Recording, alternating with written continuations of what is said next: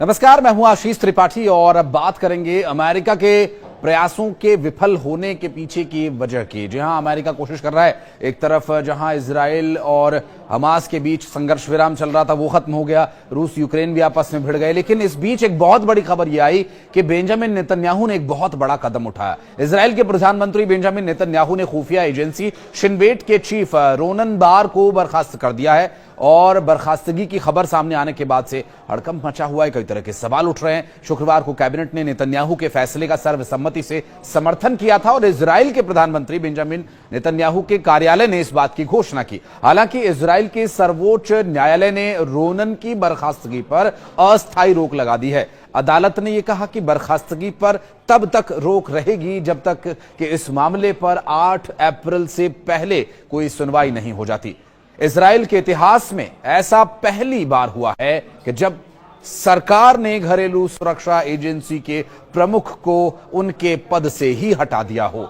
Shin Bet chief के तौर पर रोनन का आखिरी दिन 10 अप्रैल को होगा, ऐसा कहा जा रहा है। हालांकि इससे पहले सरकार ने उनकी बर्खास्तगी के लिए 20 अप्रैल की तारीख तय की थी, जिसे बदल दिया गया है। रोनन को पद से हटाए जाने के लिए गुरुवार देर रात कैबिनेट की एक बैठक हुई थी। इस बैठक में नेतन्याहू ने कहा कि अक्टूबर 2023 को हमने जो कार्रवाई की हमास के हमले के बाद, उन्होंने रोनन पर से भरोसा खो दिया है। दरअसल रोनन एजेंसी को फिर से मजबूत करने के लिए सही व्यक्ति नहीं मिला। नेतन्याहू ने आरोप यह भी लगाया कि हमास के साथ बंधकों की रिहाई से जुड़ी बातचीत में रोनन का नजरिया नर्म था और वे आक्रामक नहीं थे। उन्होंने दावा यह भी किया कि जब से रोनन की जगह शिन बेट के एक दूसरे सीनियर अधिकारी को बातचीत में शामिल किया गया, तब से सूचनाओं को लीक होता पाया गया। सूचनाओं के लीक होने से भारी कमी आई है और सफल वार्ताओं के जरिए हम बंधकों को छुड़ाने में कामयाब भी हुए हैं। कैबिनेट बैठक के दौरान शिन बेट ने मंत्रियों को रोनन का एक पत्र भेजा। इसमें उन्होंने बैठक में शामिल होने से इनकार करते हुए अपनी बर्खास्तगी को खारिज किया। रोनन ने सरकार के आरोपों को बेबुनियाद बताते हुए कहा कि यह शिन बेट के कार्यों को बाधित करने का एक प्रयास है। रोनन ने पत्र में चेतावनी भी दी कि नेतन्याहू देश को अंदरूनी और बाहरी स्तर पर कमजोर कर रहे हैं। उन्होंने आरोप यह लगाया कि नेतन्याहू ने उन्हें और मोसाद प्रमुख डेविड बारनेया के बंधक वार्ता से हटाकर पूरी तरह से प्रक्रिया को नुकसान पहुंचाया है। उन्होंने यह भी कहा कि उनकी बर्खास्तगी की वजह से निजी और संस्थागत हितों का टकराव हुआ है और देश की सुरक्षा के लिए यह एक गंभीर खतरा है। बहरहाल इजराइल की शीर्ष अदालत ने देश की आंतरिक सुरक्षा सेवा एजेंसी शिन बेट के प्रमुख को बर्खास्त करने के प्रधानमंत्री बेंजामिन नेतन्याहू के फैसले पर शुक्रवार को अस्थायी तौर पर रोक लगा दी है।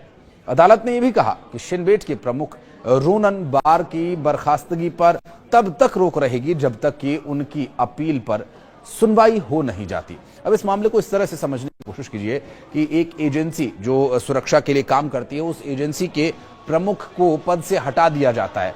अगर ये सुरक्षा एजेंसीज किसी भी देश के लिए रीढ़ की हड्डी हैं तो उसके प्रमुख को उसके दिमाग के तौर पर भी देखा जा सकता है। हालांकि निर्देश उसे उच्च पद पर बैठे अन्य नेताओं से भी मिलते रहे हैं। मसलन अगर रोनन की बात करें तो वो बेंजामिन नेतन्याहू से ही निर्देश लेकर के अपनी सभी सेवाओं को देते रहे हैं। लेकिन अब आप ये समझिए कि असल में वहां पर एजेंसीज काम कैसे करती हैं। वहां पर एक एजेंसी है मोसाद। जिस तरह से भारत में सुरक्षा एजेंसी रॉ है, उसी तरह से मोसाद वहां पर काम करती है। और एक एजेंसी है शिन बेट एजेंसी। जिस तरह से भारत में इंटेलिजेंस ब्यूरो आईबी काम करती है, उस तरह से वहां शिन बेट काम करती है। और अमन, जो कि भारत की मिलिट्री इंटेलिजेंस यानी एमआई की तरह काम करती है। तो जो रोनन है वो शिन बेट एजेंसी के प्रमुख थे और अब उन्हें हटा दिया गया है। सर्वोच्च न्यायालय के फैसले को अगर गौर किया जाए तो नेतन्याहू मंत्रिमंडल के रोनन को शिन बेट के प्रमुख पद से हटाए जाने के प्रधानमंत्री के अनुरोध को मंजूरी देने के कुछ घंटों बाद यह अदालत का फैसला। अदालत ने यह भी कहा कि रोनन की बर्खास्तगी के फैसले पर 8 अप्रैल तक रोक लगाई गई है और इसकी अवधि में की अपील पर सुनवाई होगी। नेतन्याहू के कार्यालय ने यह कहा था कि रोनन की बर्खास्तगी 10 अप्रैल से प्रभावी होगी, लेकिन अगर उनकी जगह कोई नया प्रमुख उन्हें मिल जाता है तो यह पहले भी हो सकता है। इजराइल के अटॉर्नी जनरल ने फैसला सुनाया कि मंत्रिमंडल के पास रोनन को बर्खास्त करने का कोई कानूनी आधार नहीं है और हमास की ओर से इजराइल पर 7 अक्टूबर 2023 को किए गए हमलों के संबंध में शिन बेट की रिपोर्ट में सुरक्षा एजेंसी की विफलता की बात स्वीकार की गई थी। हालांकि रिपोर्ट में यह भी कहा गया था कि नेतन्याहू सरकार की नीतियों ने ऐसी परिस्थितियां पैदा कर दी थी कि जिनके कारण ये हमला हुआ है। बहरहाल इन परिस्थितियों से निकल पाना इजराइल के लिए एक बड़ा चुनौतीपूर्ण कार्य हो गया, क्योंकि आज के समय में जहां एक तरफ अमेरिका का उस पर दबाव है कि वो युद्ध विराम बनाए रखे और दूसरी तरफ अपने बंधकों की रिहाई के लिए लगातार वो प्रयास कर रहे हैं, और इस बंधकों की रिहाई के बीच इस तरह का एक बड़ा कदम कई तरह के और भी सवाल खड़े करता है। सवाल ये भी खड़े करता है कि क्या बेंजामिन नेतन्याहू का उनके अधिकारियों से सब कुछ ठीक चल रहा है या नहीं। बहरहाल इस विषय पर अगर आप कुछ राय रखना चाहते हैं तो कमेंट सेक्शन में आकर जरूर बताइएगा। और इजराइल ने इस समय जो ये कदम उठाया, इसके दूरगामी परिणाम हो सकते हैं अंतर्राष्ट्रीय स्तर पर जिस परिस्थिति से वो गुजर रहा है। धन्यवाद।